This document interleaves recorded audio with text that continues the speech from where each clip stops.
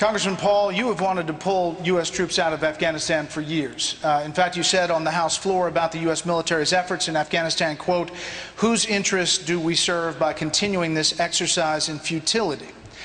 So if President Paul had been running things and troops were already out of Afghanistan, wouldn't that mean that Osama bin Laden would be alive today? Absolutely not. I mean, he wasn't caught in Afghanistan. Nation building in Afghanistan and telling those people how to live and getting involved in running their country hardly had anything to do with finding the information where he was being held in a country that we give billions of dollars of foreign aid to. At the same time, we're bombing that country. So it's the policy that's at fault. No, not having the troops in Afghanistan wouldn't have hurt. But we went to Afghanistan to get him, and he hasn't been there. Now that he's killed, boy, it is a wonderful time for this country now to reassess it and get the troops out of Afghanistan and end that war that hasn't helped us and hasn't helped anybody in the Middle East. Hold the applause. Congressman Paul, you say that we should cut off all foreign aid to the Middle East and, quote, let them take care of themselves. You say the prison at Guantanamo should be closed, that the detainees there have not been given due process. Governor Celente said a couple of months ago that bullies respect strength, not weakness. Is Governor Celente wrong? Well, I think strength is good, but you have to have strength in doing the right things. I think secret military prisons, keeping people there for years and years without due process, is not a characteristic of a republic that believes in freedom. It is just not the process. It's more typical of an authoritarian government to have secret prisons. So therefore, I don't think it serves our purpose. We have tried nearly 300 suspects in civilian courts, and hundreds of them have been convicted and put away. So why are we afraid of openness? Why do we have to move in the direction of giving up the right of habeas corpus, which someday, if we're not careful, will affect American citizens? We should treat people the way we think we might be treated under dire circumstances. And our dire circumstances are moving right along because we may have real trouble in this country and we may be subject to the same type of treatment. So we do not need secret prisons, nor do we need the torture that goes on in these secret military prisons. I want to follow up on... I support enhanced interrogation techniques under limited circumstances. Well, let me ask you all directly. This is going to be another raising of your hands, and you didn't answer this specifically, Congressman Paul. Raise your hand if you would support a resumption of waterboarding under any circumstances. Under certain circumstances or any circumstances? Under certain circumstances. Certain or any? Under any circumstances that you could imagine, not all. Sure. Okay.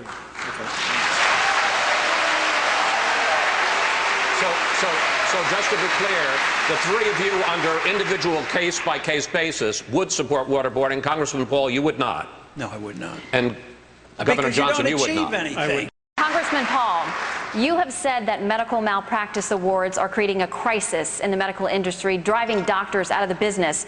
We also know the CBO has projected that tort reform could save the federal government $54 billion over 10 years.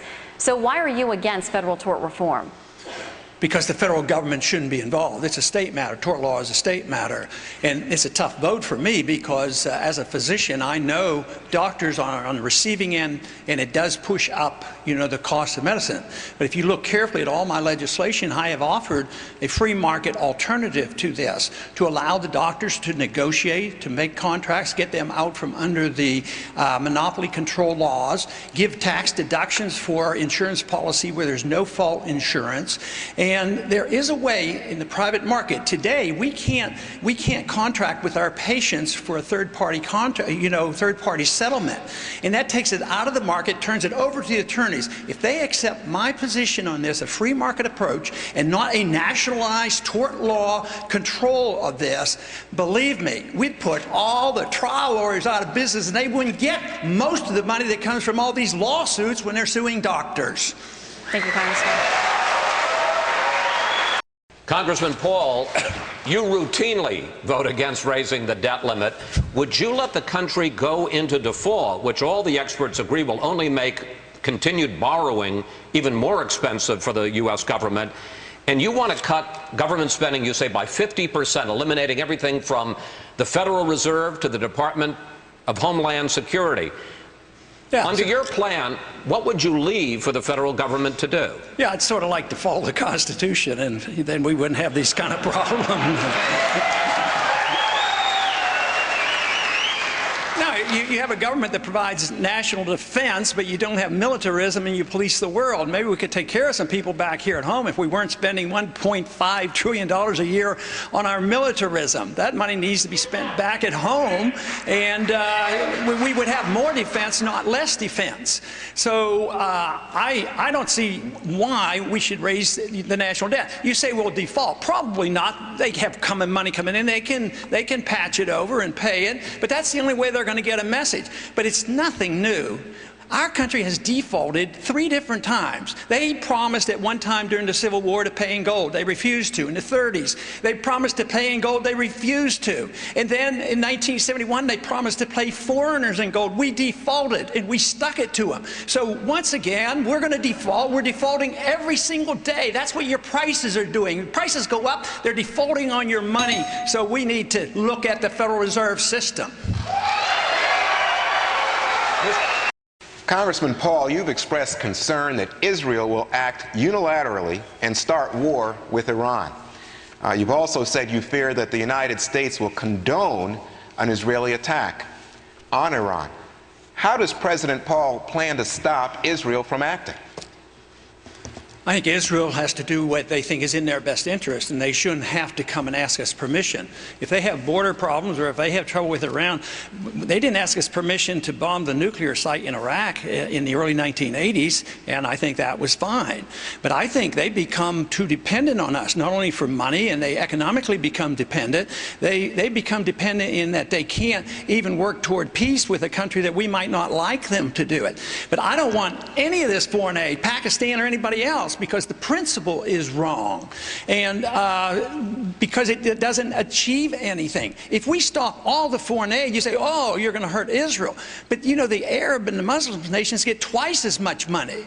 Israel, and there are people in Israel. It's not like 100% of the people in Israel or every Jew in this country believes that we should have the foreign policy that we have. So I think Israel should be in charge of their sovereignty, and we should never intrude on what they do. And if they want to attack Iran, we shouldn't tell them what to do or what not to do. Congressman Paul, in 2007, in an interview, you were asked, should gays be allowed to marry? You said, quote, sure, they can do whatever they want and call it whatever they want. Are you advocating legalizing gay marriage in this country? Well, matter of fact, I spent a whole chapter in a new book I've written on marriage, and I think it's very important, and seeing that I've been married for 53, 54 years now, but I think the government should just be out of it. I think it should be done by the church or private contract, and we shouldn't have this argument, who's married and who isn't married. I have my standards, but I shouldn't have to impose my standards on others. Others have standards, and they have no right to impose their marriage standards on me, and I just don't like it.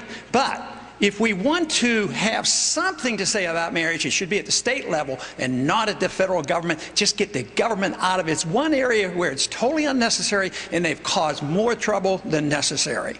All right. Given that answer, I have to ask you about your defense of the Defense of Marriage Act, which defines marriage as between one man and one woman. Even just weeks ago, you criticized this administration for its decision to no longer defend it against legal challenges. And the main reason there is the Defense of Marriage Act. And I've been quoted as I voted for it. Of course, I supported it, but I wasn't there. But because that bill actually protects the states. See, I do recognize that the federal government shouldn't tell the states what to do, and the Defense of Marriage Act was really designed to make sure that the states have the privilege of dealing with it, and the federal government can't impose their standards on them. Thank you, sir. Congressman Paul, I have the same question for you, sir. But let me add that Republicans have historically had success when appealing to union voters, blue-collar voters. Do you see danger in the GOP alienating union members? Well, I wouldn't think so, because I think union members believe in the rule of law as well, and you can approach them in other ways. You know, I represented a farm district, and they thought you couldn't be elected if you didn't vote for subsidies, but you reach them in a different manner. But you know, when it comes to jobs, you have to just look where all the jobs are being lost. In Texas, we have a right-to-work state, and we have no income tax and no corporate tax. Where are the jobs coming from? Union states, because the wages are higher. Sure, they made more money when the jobs were there, but now they don't build automobiles and we don't have steel mills anymore. So no, the union wage is an artificial wage mandated by the government under the National Labor Relations Board. The whole thing is unconstitutional. They shouldn't be telling people where to go. The Interstate Commerce Clause should be there to facilitate and allow people to move their businesses back and forth, and not to inhibit business decisions. Congressman Paul, you say that the federal government should stay out of people's personal habits. You say marijuana, cocaine, even heroin should be legal if states want to permit it. You feel the same about prostitution and gay marriage. Question, sir, why should social conservatives in South Carolina vote for you for president? Well, they will if they understand my defense of liberty is the defense of their right to practice their religion and say their prayers where they want and practice their life. But if you do not protect liberty across the board, it's a First Amendment type issue. We don't have a First Amendment so that we can talk about the weather. We have the First Amendment so we can say very controversial things. So for people to say that, yes, we have our religious beliefs protected, but people who want to follow something else or a controversial religion, you can't do this. If you have the inconsistency, then you're really not defending liberty. But there are strict rules on freedom of choice of this sort, because you can't hurt other people, you can't defame other people. But yes, you have a right to do things that are very controversial. If not, you're going to end up with government that's going to tell us what we can eat and drink and whatever. You know, it's amazing that we want freedom to pick the future, you know, our future in a spiritual way, but not when it comes to our personal habits. But Senator, are you suggesting that heroin and prostitution are an exercise of liberty? Well, you know, I probably never used those words. You put those words someplace. But yes, in essence, if I leave it to the states, it's going to be up to the states. Up until this past century, you know, for over 100 years they were legal. What you're inferring is, you know what? If we legalized heroin tomorrow, everybody's going to use heroin.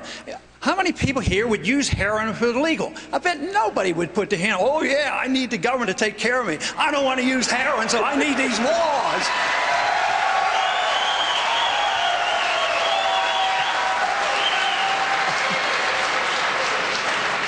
I never thought heroin would get applause here in South Carolina. President Obama is getting a bump after the mission to kill Osama bin Laden. Some on the left are now saying President Obama is unbeatable in his re-election effort. Why are those pundits on the left wrong, and what is his biggest vulnerability? Congressman Paul. His biggest vulnerability will be the economy and high prices. He hasn't dealt with that because he doesn't understand the business cycle, as so many others don't. So the economy will be the big issue. My theory is that people vote from their bellies because it's whether they're hungry or not or have jobs and need things. That's why people vote. And we're in big trouble. Prices are going up. Unemployment is continuing to go up. And we have not had the necessary correction for the financial bubble created by our Federal Reserve System. And until you allow the correction and the liquidation of debt, you can't have growth. Mr. King. Congressman Paul, a lot of folks consider you the founding father of the Tea Party movement. Now Congresswoman Michelle Bachmann has founded and heads up the Tea Party caucus in the House. Has she eclipsed you? Well, she's not here tonight, so she hasn't quite done that.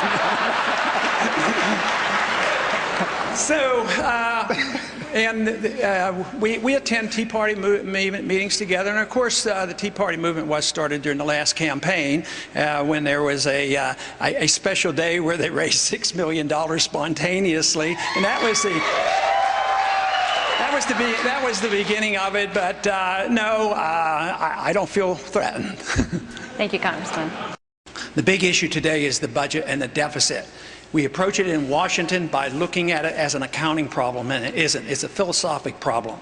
Until we decide what kind of government we want and what the role of government ought to be, we can't solve it. The role of government ought to be there to protect our liberties and to take care of our personal and provide a free market economy, and to provide for the national defense, which means that we bring our troops home and we restore sound money to this country.